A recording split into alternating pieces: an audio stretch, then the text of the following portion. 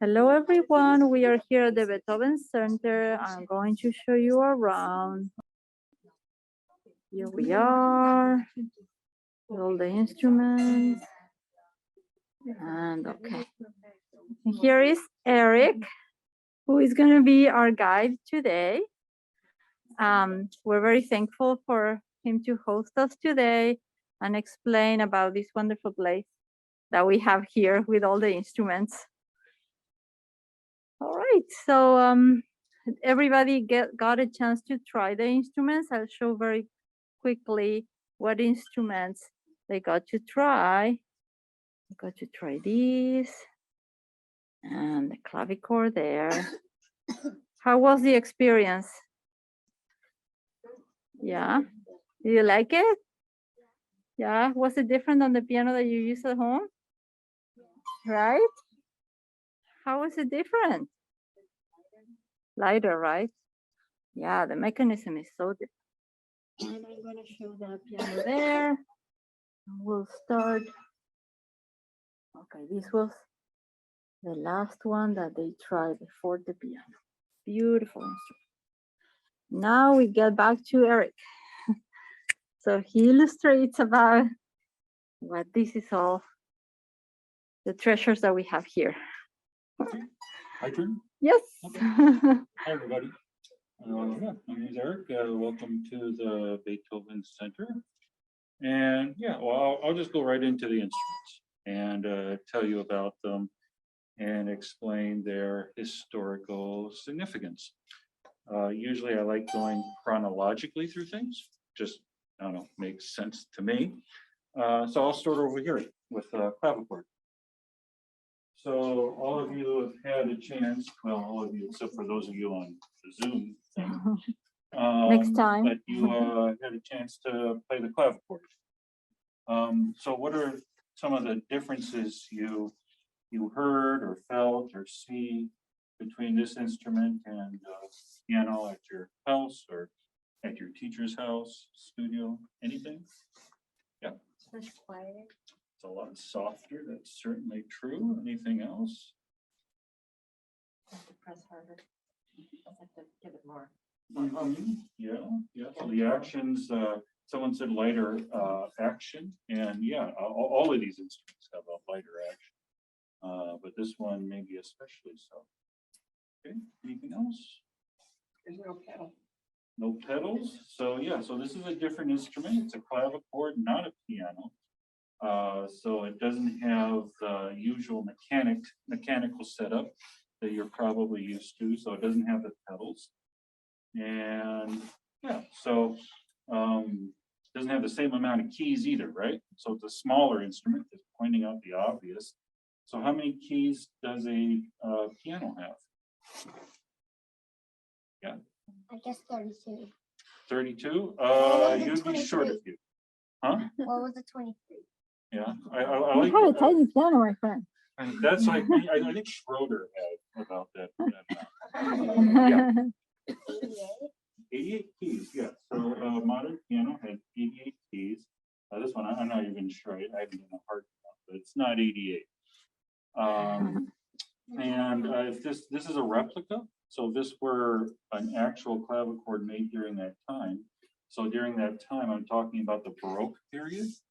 Have you studied the Baroque period yet? They play some Bach and some Scarlatti. Maybe you're not familiar with the period. So Not that much. Bach, Handel, they fall within a period that we call the Baroque music period.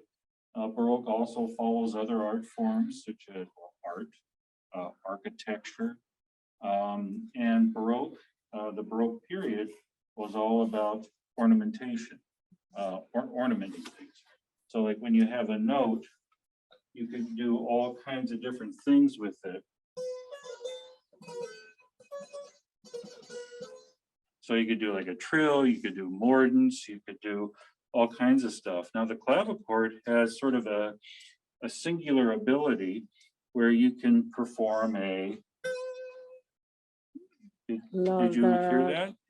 So are any of you string players like violin or Anything like that? No? No string The players in this gentleman group? here. Oh, behind me. Oh, hello. Yeah, so you know what vibrato is. Yes.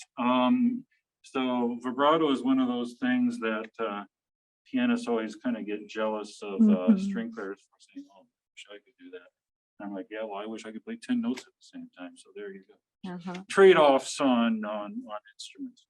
But on this keyboard instrument, you can actually kind of get that effect because on a piano, the hammer strikes the string and then it's released. We call that an escape action or an escapement. And that allows you to be able to play quickly. But here, those of you who can see, like I'm just going to play a C major chord. You can see that there's no escapement. There's also no hammers for that matter, by the way. Instead of hammers, there are these brass tangents. And that's what's striking the string. And then they remain in contact with the string. So then the player can further manipulate the sound for that reason. So mechanically, that's why you do that. So other than that, yeah, it's a soft instrument. You have these thin kind of brass tangents striking a string, and then two thin wire strings on each note. And so as a result, you get a thin metallic sound. So this wouldn't have been a good instrument for the concert hall. Playing with other instruments, they just cover you up. But this was much more for the home, one's own private study. It was definitely an instrument for the masses. So probably most people at that time played on a clavichord or had a clavichord at home. It certainly had its place in history. Bach wrote the Well-Tempered Clavier on a clavichord. So.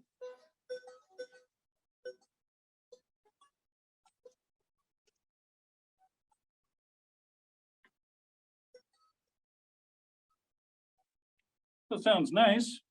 Just, you know, you could kind of gather around and maybe have a nice musical experience, but that's about all the capability that this instrument has to offer. Okay, so now contemporary of the clavichord was the harpsichord. So let's go over here now. So the harpsichord, as you can see, it's a larger instrument, right? It's a little bit more, the shape and everything, the casing of it is a lot more, or at least it's getting to more of what we're used to with a piano. But there's still lots of differences. So what are some differences between the harpsichord and the piano that you guys can see or hear? Yeah? No pedal again. No pedals again, that's true. So again, this isn't a piano, so we don't have those mechanisms. Yeah. There are 2 rows. There are 2 rows of keys. So we call these manuals. So have any of you heard or seen an organ? No. Yes. Yes. Next stop. So the organ would have been like the well, both literally and figuratively the big instrument at that time. Organs you usually run into in churches, and they're pipes. And so, and then you have organ consoles, and you have, well, it depends on the manufacturer, but you can have 2 or more manuals for the hands. And then another key feature of the organ is that you use your feet. So you have a whole manual for the bass notes for the feet. So organists are very busy people.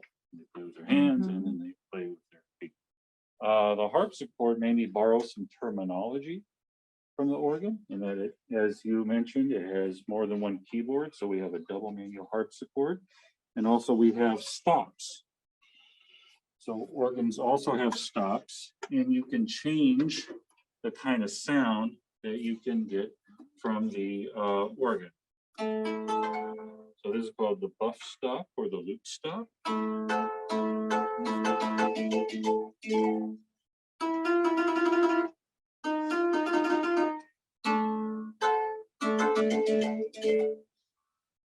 So a lute is like a Renaissance Renaissance style guitar, if you will. Okay, so it has that drier, pluckier sound. Then the bottom manual has a much different sound.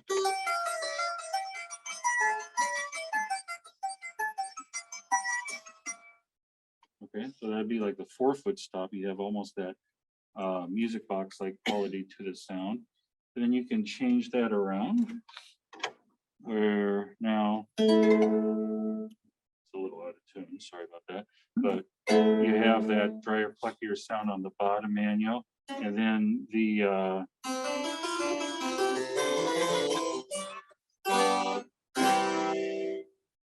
kind of a more traditional harpsichord sound on the top. And then an additional option it has is what we call a coupler. This one is a slide coupler. So I slide the top manual in, and then I can play both simultaneously or at the same time.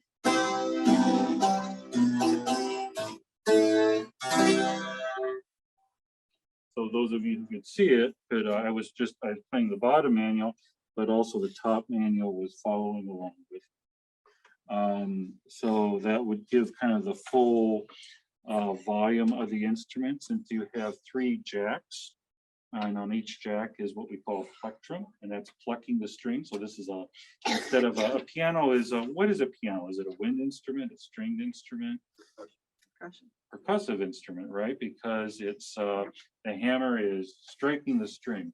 But here, this isn't, it doesn't have hammers, it's not striking, it's plucking the string. So that's why it's called a harpsichord, like a harp. So you have 3 rows of those devices that are plucking the string, and then 3 sets of strings. So that's why you have all these different options. You can get all kinds of different combinations depending on how many strings, which set of strings you play. And yeah, so that's what these stops control, and also how many and stuff by the coupler. So this instrument had a lot more options. It was more expensive and it was larger. So this probably would have been for your aristocrats, your wealthier people. They probably had a harpsichord in their music parlor while everyone else was playing the stuff. So that's kind of a way to maybe separate those two. Yeah, so those are our Baroque instruments, the clavichord and the harpsichord. Before I go on to the pianos, do you have any questions? I have some questions. Yes. So when they play Bach, Mozart, Haydn, can they imagine that they play something, they had something like this? Yeah. I mean, the piano, I mean, technically the piano had been invented by then, but it really wasn't in common use and it was still under development. The piano was invented by Cristofori in around 1700. So the Baroque period, we're talking, I generally use Bach's dates, so 1685, 1750. But the instruments during that time that were used were these 2 and then the organ. So the piano wasn't really on the scene yet until later on. So when you're playing your Bach and your Handel and Scarlatti and whatever else, know that's maybe some of the like dynamic markings, because the thing is, this is cool. It has a lot of different features, but the one thing you can't do is loud soft. The dynamics, they thought of dynamics a lot differently, especially for keyboard instruments. And so you can't use the pedal either, right? it's hard to use a pedal when you don't have it. Right. Yeah. Good. That's great. Okay, so let's go to the pianos then.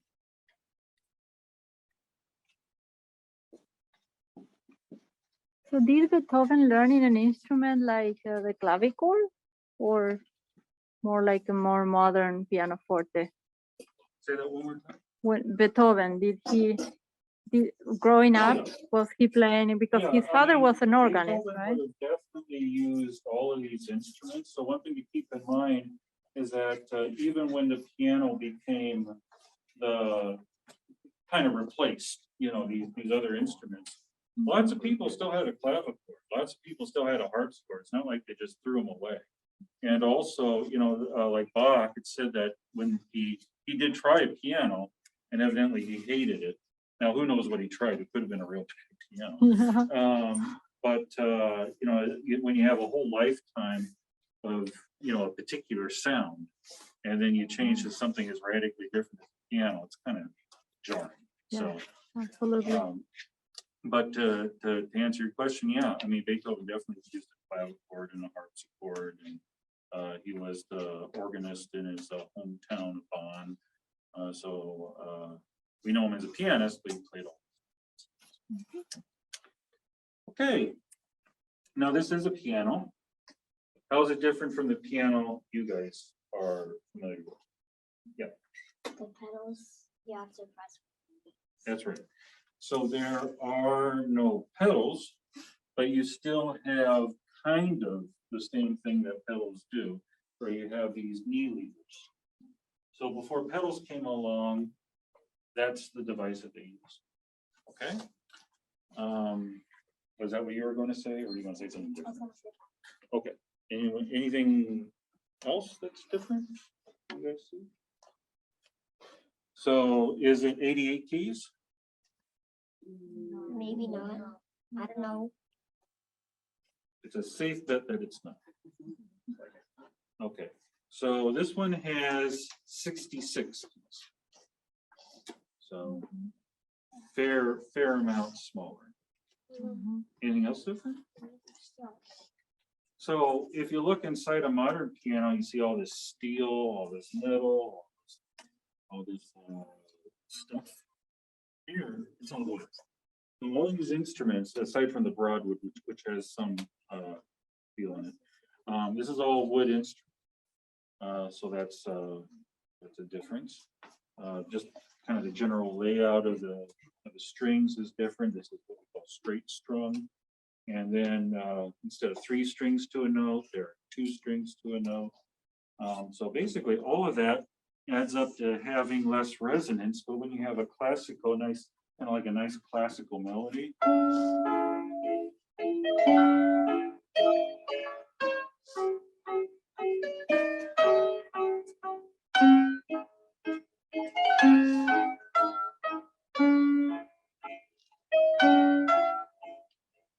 There's a very nice quality to it. It doesn't have the power that a modern piano has, but it has a very nice kind of transparency to it that lends itself well to classical ideas. So classicism, and so now we're in the classical period. Can anyone name me some classical composers? How about Mozart? Yeah, there's one. There's probably the big one, Mozart. But there are other big ones too, like Haydn. And Beethoven too. Beethoven was essentially a classical composer, but he kind of went off and became Beethoven, did his own thing. So a lot of people kind of consider him sort of in his own category. But I mean, how he learned, how he was brought up, and all of that. I mean, he studied with Haydn. He probably studied with Mozart. He studied with Salieri. So he was very much brought up in that classical work. So let's talk about the knee levers, since on this instrument that kind of is the interesting thing. So the right lever operates the damper rail.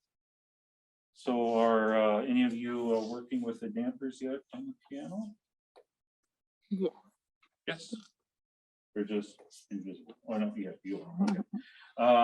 So for you, when you want to use the dampers, you just use the right lever.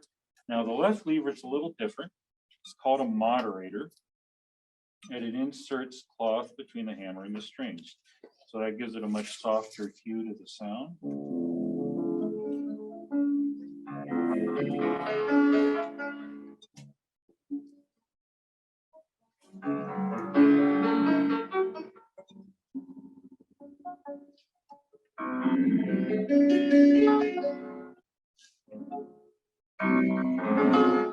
So could you hear the difference when I was using the moderator and then when I wasn't using the moderator? Yeah. Yeah, so This is, it's not like the left pedal is on the one accord on a piano. It's mechanically completely different. But it does kind of change the color to it and makes it softer. So that's what that device does. Yeah. Okay, so this is the Dolken piano. Any questions on this one before I move on? Was this one German? The original, well, this is a replica. Yeah. So I mean, technically, this piano is American. Yeah. But the original was made by Jean-Louis Dolken. And where it was made, I believe.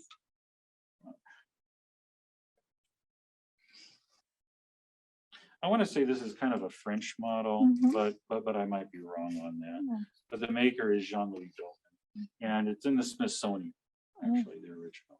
Yeah. But that's an important point because actually these instruments could be much different depending on where they were made and who made them. So they weren't standardized yet. So a piano or a harpsichord or a clavichord could be much different depending on where you are. Yeah, the size of the keys, right, would be different. Everything could be different. Yeah. What about the color? Because everybody notices yeah. the difference of white and black. So when did that traditionally, happen? this is the layout of the keyboard. If you look at the harpsichord and the clavichord, you notice it's the same layout. But perhaps it doesn't stick out as much because we know those are different instruments, but this is a piano, but it has that same traditional layout. So there is no official reason as to why that happened, but I think it's probably fairly likely that it's a commercial reason where at that time they used ivory for the white keys. And probably your wealthier people just wanted to show off and have more ivory on the keys. So they reversed it. And then as a result, people who are making these instruments made more money. So, I mean, because there's no technical reason, there's no plain reason as to why it is if something is, the color could be blue and pink, different. I'm glad that they're not. Right? Could be fun. Yeah, it could be fun. Maybe Liberace. Exactly. But this is still considered a pianoforte, right? Not a piano. Yeah, I mean, that's kind of a semantics thing. I mean, usually when we talk about historical instruments, we call them forte pianos or piano forte. And then we shorten the term when we're talking about modern instruments. We just say pianos. But many times I've gone to like a symphony orchestra concert and they're using like a 9-foot or whatever it is, Steinway.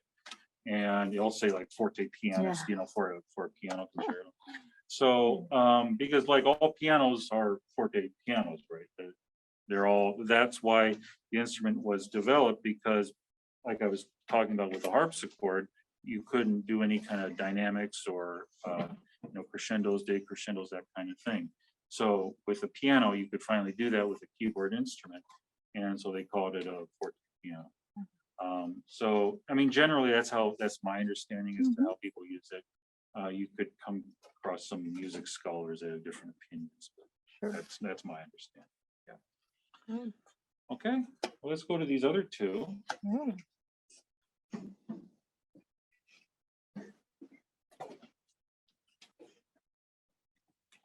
Okay, so this is an original instrument. It was made in 1823 by John Broadwood. It's an English piano. Beethoven also owned a Broadwood piano. And that's kind of unusual because Beethoven, I mentioned that he grew up in Bonn, Germany, but he lived in Vienna most of his life. Vienna at that time was the musical capital. So if you wanted to make it as a musician, basically you had to be in Vienna. That's where Mozart was, that's where Haydn was, Salieri was, and that's where Beethoven was as well. But since he was in Vienna, generally speaking, he would have been using and playing Viennese instruments. So it's unusual that Beethoven had an English piano. The reason he did is he had publishing contacts in England and some friends there, and they sent Beethoven a Broadwood piano as a gift. Just an interesting fact, Beethoven never bought a piano his entire life. He always given to them as some sort of gift or something. So one of the perks of being Beethoven, we'll certainly give that to them. Yeah, so it was rather unusual for a Viennese to own an English instrument. This is very much like Beethoven's instrument, though. His was made in 1817. This was made in 1823. This is a picture of Beethoven's Broadwood, so you can see it's very, very similar to this one. Kind of an interesting thing about now. Finally, we have pedals. So we can talk about pedals. The pedals are a little bit unusual, though. This is a split damper pedal. And I've never really found a good way of demonstrating this, but you can lift up the upper register dampers only by just holding down that side. So.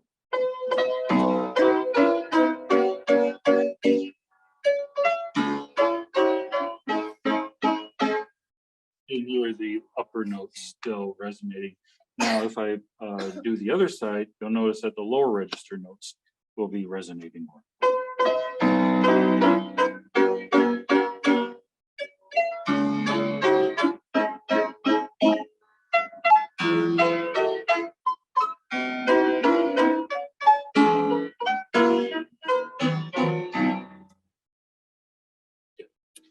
So it's an interesting feature. Makers were trying out different things, experimenting around to set themselves apart from the competition.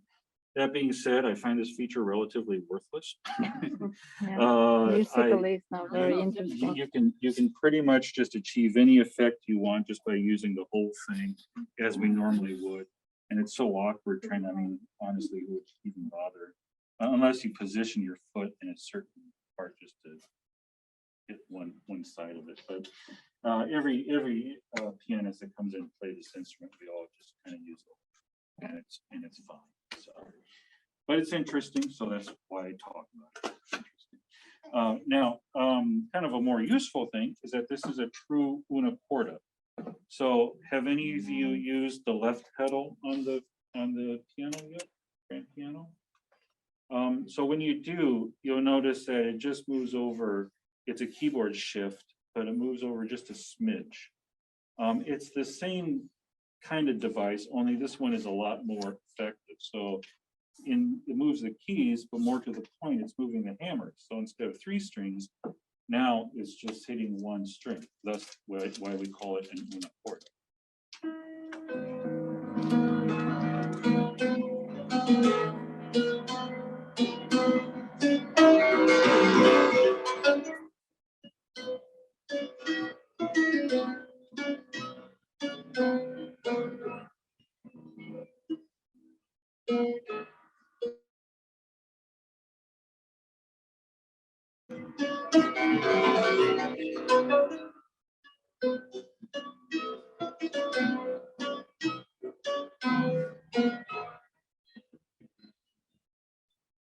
You get a real dramatic difference when you use that device. Then it has a switch on the side here, and if I push down on it, it just blocks part of the keyboard, but it turns the una porta into a due chorded. So you could play on 3 strings, 2 strings, or 1 string, or you could just leave that switch up and get all kinds of different grades within. So yeah, this is cool. I like this. Yeah. So that actually went into the regular pianos because we still have an una porta that is very similar We to still this. have, yeah, although it's a much different, it's a lot different from this one. Mhm. Yeah, but this kind of gives you a little bit of historical perspective in terms of Mhm. why it's called an una porta. Yeah. Okay. Well, let me show you the last instrument then. So remember, this is an English piano, and now I'm going to show you a Viennese piano.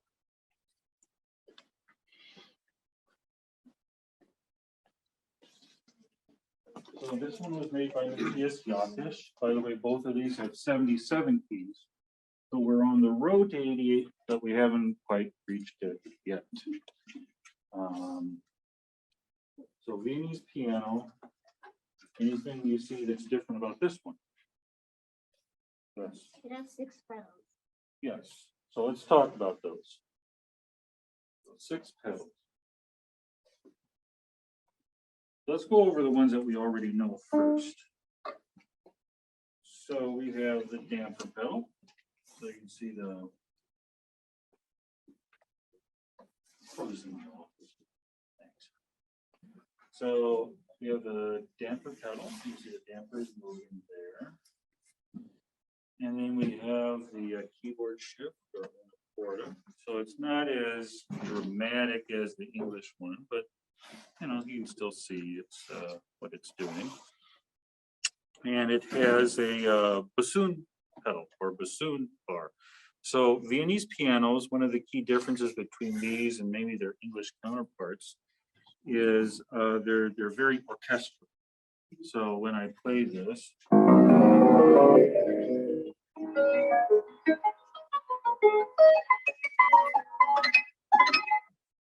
it's kind of like the different instruments in the woodwind section. The bassoon is going to the clarinets, going to the oboes, going to the flutes. So maybe not so much for our younger guests, but some of the older ones might have heard, oh, Beethoven's piano music is so orchestral. Mm-hmm. And for a long time, I didn't really understand what that meant. But until I historically understood the instruments. And it's like, oh, that's what they're talking about, because the piano itself is orchestral. And that's where Beethoven's brain was, you know, when he was writing a lot of his piano music, was more towards the orchestra actually than the piano. And so the bassoon bar kind of emphasizes that. So that's this here, and underneath there's parchment, and so that's then pressed against the strings. So I know you probably don't know what a prepared piano is, but later on in the 20th century, They will in the next masterclass. Oh, they will. Oh, yes. Okay, well, let me give them a preview. So later in the 20th century, composers get bored and they start sticking paper clips and thumbtacks in between strings. You get different. I'm not trying to give you any ideas, just to you know, you create different sounds basically. And so this is kind of like a prepared piano, and that it's it's part of the instrument. But you have basically a foreign object here, this parchment being pressed against the string to give it that kind of bassoonish like quality. So the bassoon is the bass instrument in the woodwind section.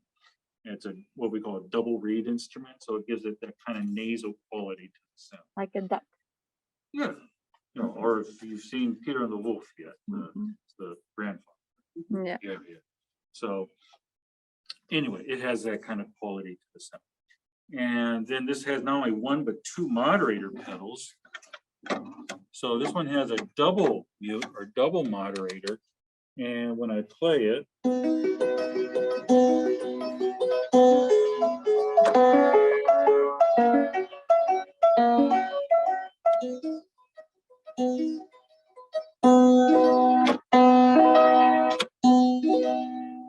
you can hear a big difference there between the sound, right? Again, it gives it an almost harpsichord-like quality to the sound.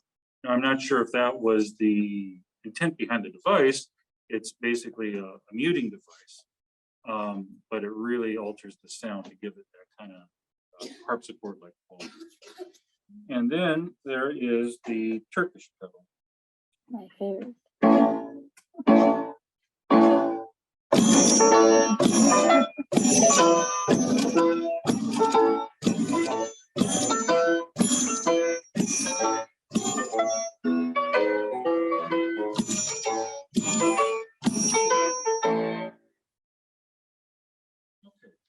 So the Turkish pedal has two parts. So you see that box, it kind of looks like a Kleenex box, contains three chimes. And so if I half pedal it, you only get that effect. And then underneath the soundboard, there's a drum. So it's getting like the full Turkish punctuation. So Turkey was very fashionable in Vienna at the time. It was considered the gateway to the East, very exotic, very chic, very cool. The Turks also invaded Vienna on a couple of occasions, so that probably had something to do with it. The Turks brought with them coffee, though, so that's how the whole cafe society got jump-started in Vienna. Mozart wrote a whole opera based in Turkey, so Turkish fashion, Turkish hats, just the whole thing. Musical terms, you got Janissary bands, Turkish marches, and so it's just kind of a sign of the times. It wasn't standard equipment. It's not like every piano in Vienna had a Turkish pedal. But again, for the aristocrats, I wanted to show up. Like, hey, my piano has a Turkish pedal. What can yours do? So that kind of thing. Yeah, okay. So those are our two kind of historical instruments. So do any of you have any questions? Or did I do such a good job explaining everything? There are no questions. You're certainly That's how I right. look at it. Okay. So would they notate when they were using different pedals in a different way? Because I don't think so. we don't have because, anything on because the this was so specific. Mhm. I mean, not very many people would have had something like this. Exactly. So it wouldn't have made any sense to really notate. Mhm. It would have been, hey, if you have it, go nuts. You know, you have a Turkish march, okay, well, Right. just do it. Absolutely. Yeah, a lot of your more composers gradually started to get more and more detailed about how they notate things. But Baroque period, classical period, a lot of it was really up to the performer, because composers trusted the performers more. A lot of times because they were the ones performing it too. And they would also make improvisations over the Yeah, composition. and eventually, I guess they started to trust them less and less to the point where like, no, you don't know what you're doing. Okay, fine. Let's write it all down. All right. Well, thank you so much, Eric. Let's give him a round of applause. Thank you. All right. Well, I will. Yes. On your own When piano they set. get to interpret their music, yeah. I will say goodbye to everyone and Bye, until Zoom next people. time.